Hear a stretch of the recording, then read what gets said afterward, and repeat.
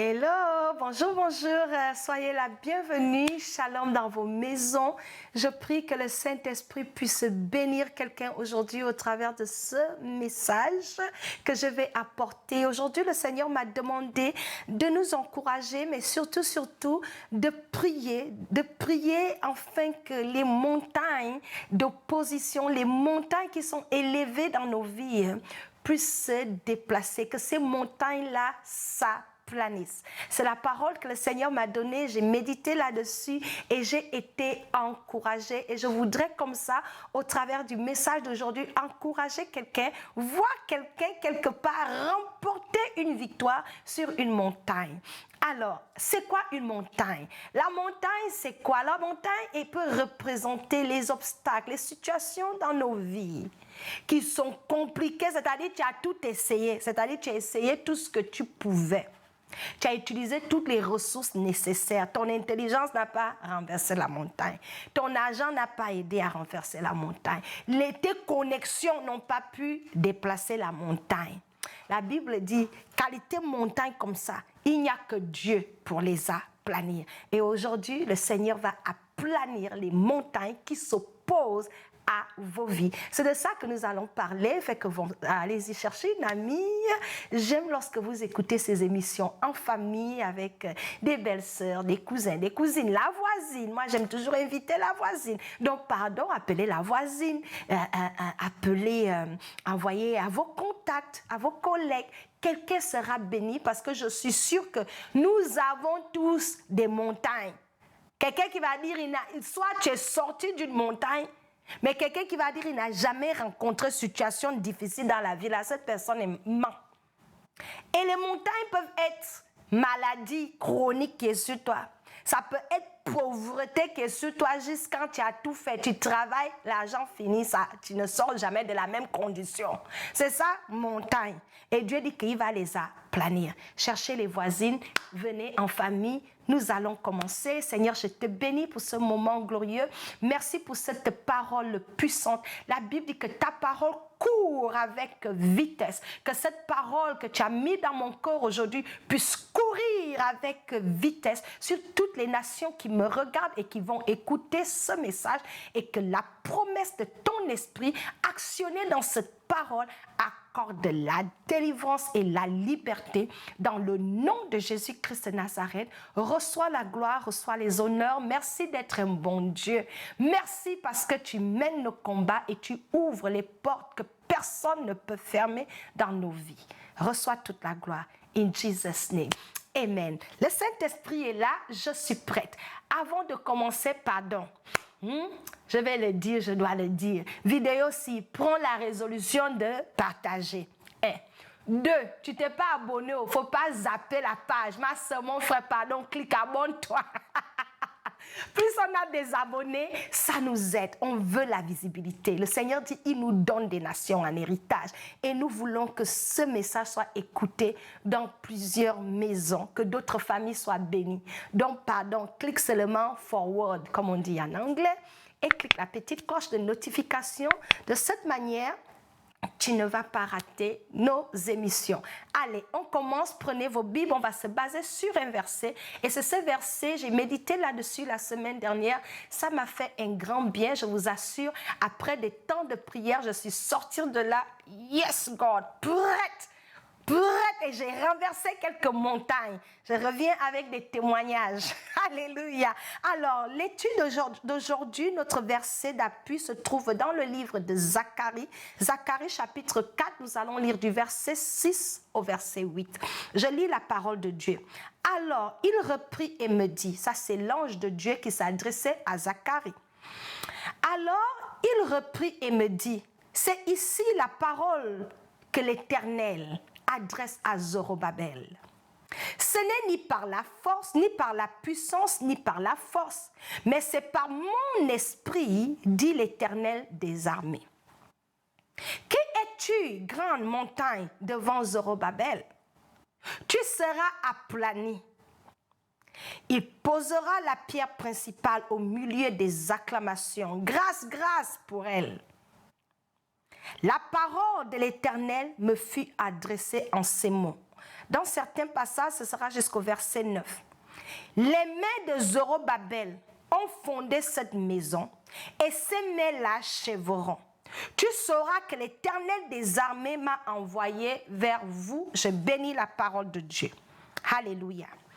Alors, dans cette parole, c'est l'ange de l'Éternel qui s'adresse à Zorobabel. Je vais vous mettre en contexte ici. Zorobabel était le fils d'un fugitif. Zorobabel ici, c'est un enfant de Dieu, le peuple de Dieu, Israël.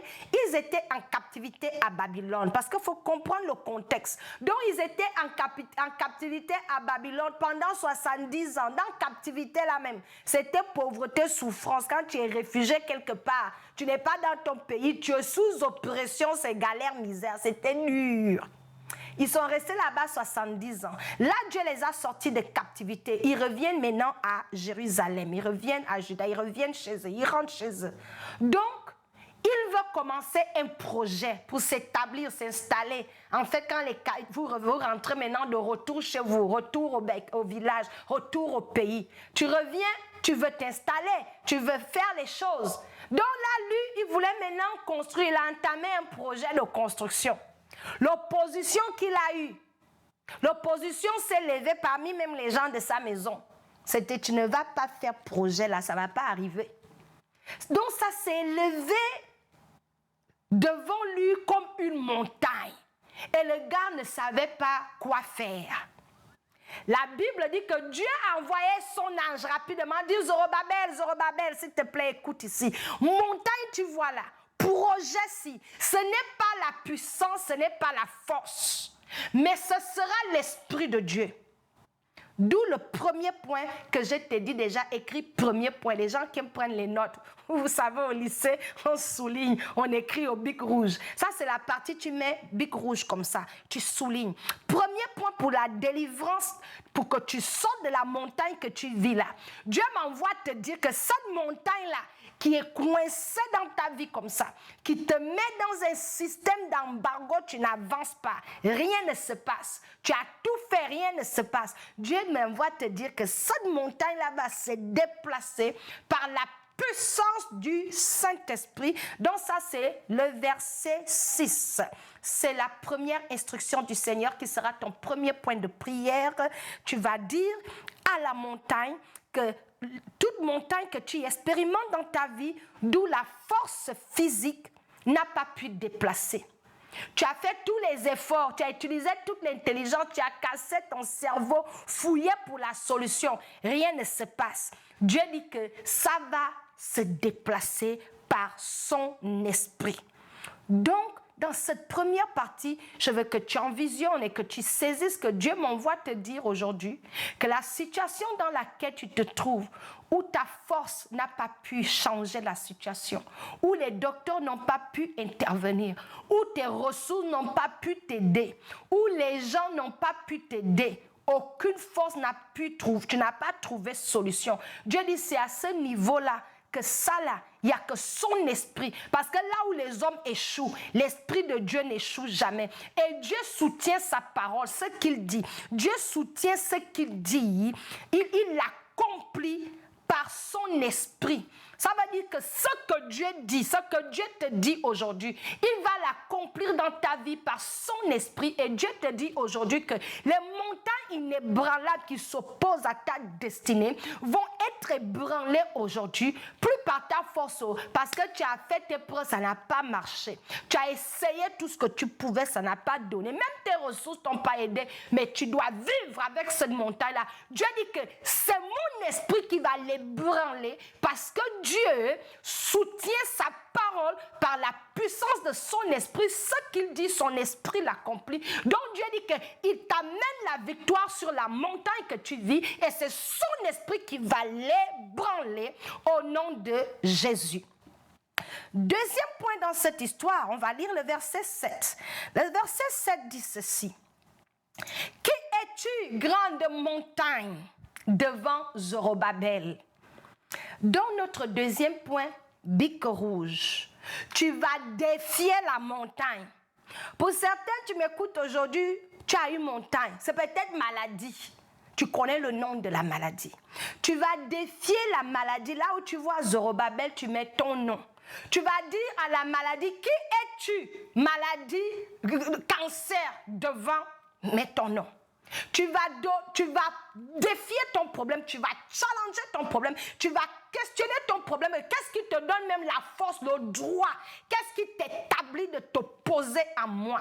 Où tiens-tu cette force-là? Mais tu seras aplani parce que qui es-tu devant Zorobabel? Zorobabel est l'enfant de Dieu et quelqu'un qui a une alliance avec Dieu. Les montagnes ne peuvent pas s'opposer et tenir dans notre vie. C'est la raison pourquoi l'ange de Dieu a dit, dis à cette montagne, qui es-tu devant Zorobabel? Tu seras aplani. Donc là, ma soeur, mon frère, tu vas prendre ta situation. Qui es-tu chômage devant frère Isaac? Qui es-tu célibat devant sœur Marina? Qui es-tu pauvreté devant, mets ton nom, je ne connais plus les noms. Qui es-tu maladie devant Prisca? Qui es-tu divorce devant, je ne sais pas, Élise? Remplace ton nom. Quel problème te dépasse en ce moment? Dieu dit que cette montagne-là sera aplanie. Donc ça, c'est le moment où tu vas maintenant challenger et défier ta montagne. Dis à ta montagne que, puisque ta force n'a pas bousculé ça là, l'Esprit de Dieu va bousculer. Montagne-là doit partir de ta vie, être aplanie. Ça veut dire les montagnes sont élevées. Mais quand Dieu l'aplanit, ça redevient plat. Tu peux marcher dessus. Donc, ce qui semble élevé, qui t'empêche de dormir la nuit, Dieu dit de challenger ça, de demander même à la chose même que tu es qui. Quand quelqu'un te dit que tu es qui, la personne te dit en fait tu n'es rien. La personne te dit en fait que tu n'es rien.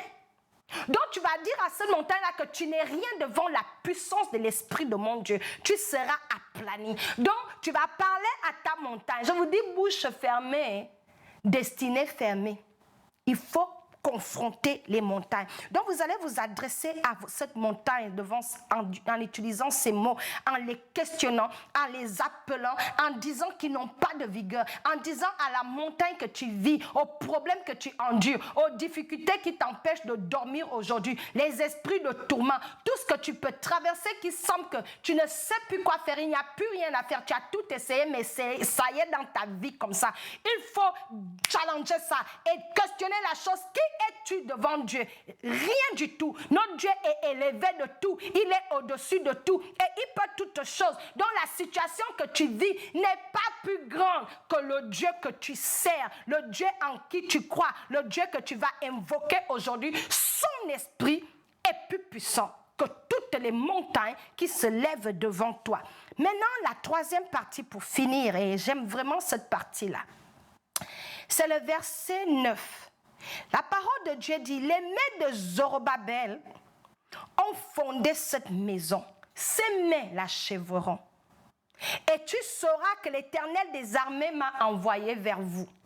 Tu as un projet, le projet n'avance pas, c'est inachevé. Tout le monde est en train de parler de tout au quartier, que maison tu es venu construire ici. Et la maison même c'est devenu une forêt parce que les travaux se sont arrêtés à cause de l'opposition. Les travaux se sont arrêtés. Mariage, tu as commencé, frustration qui est rentrée dedans, ton mariage n'avance pas à cause du problème de la montagne qui s'est élevée dans ton foyer. Dieu dit que parce que tes mains ont touché ça, tu as commencé ce projet-là. Dieu m'envoie te dire que tu vas le parachever.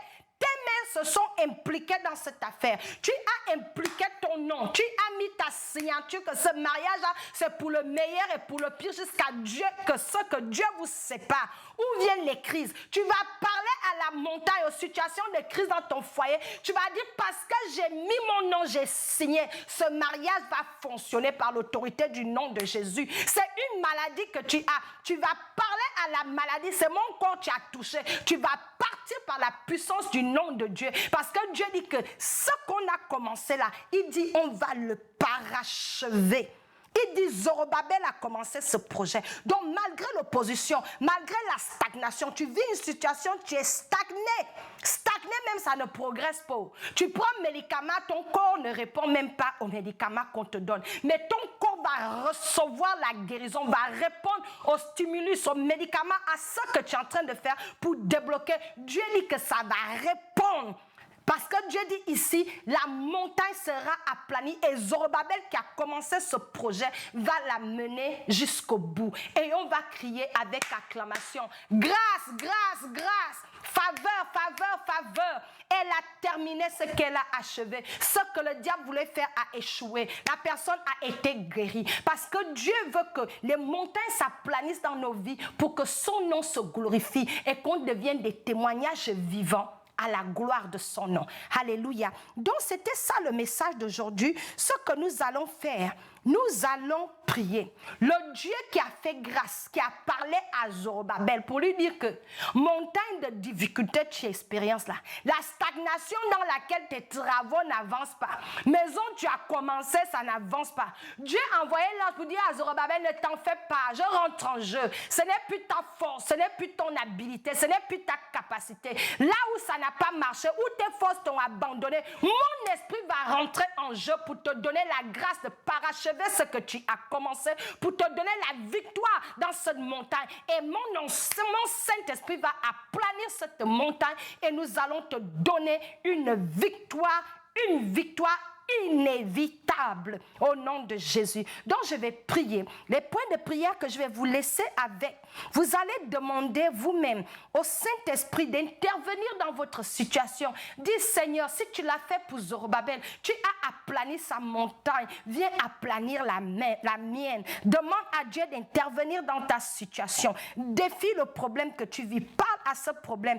Qui es-tu, esprit de célibat? Qui es-tu, grande montagne placée devant moi? Qui es-tu, montagne de difficultés financières? Qui es-tu, montagne de maladie? Qui es-tu, montagne de deuil? Je ne sais pas. Toi-même, tu connais ta montagne. Pose la question à cette montagne. Dis à cette montagne, tu n'es rien et tu seras aplani. Priez avec ce verset-là. La Bible dit que c'est la parole de Dieu qui ne retourne point à lui sans accomplir les desseins pour lesquels elle a été envoyée. Ça veut dire que toi-même, ton français, il n'y a pas onction dedans. Mais quand tu pries la parole de Dieu et que tu te tiens sur ce que Dieu a dit, la Bible dit que sa parole finit toujours par accomplir les desseins pour lesquels elle a été libérée. Et Dieu dans sa parole nous dit aujourd'hui que les montagnes seront aplanies dans nos vies. Dis Seigneur, performe, Seigneur, viens accomplir ta parole dans ma situation. Et demande au Seigneur d'aplanir toutes les montagnes et qu'il te donne la grâce de témoigner de la grandeur de Dieu. De là où tu te tiens, lève les mains. Nous allons prier ensemble. Il n'y a pas de distance dans l'esprit. Le Seigneur fait encore des miracles et il a la puissance de renverser les choses, les situations, les forteresses. Dieu est capable. La Bible dit que c'est la foi. C'est la foi qui est la monnaie entre le ciel et la terre. Donc, aie une foi ferme que cette prière que tu fais aujourd'hui, tu obtiens la victoire. Lève les mains, je vais prier. Seigneur, je te bénis pour cette parole. Seigneur, tu vois toutes ces personnes qui lèvent les mains vers toi.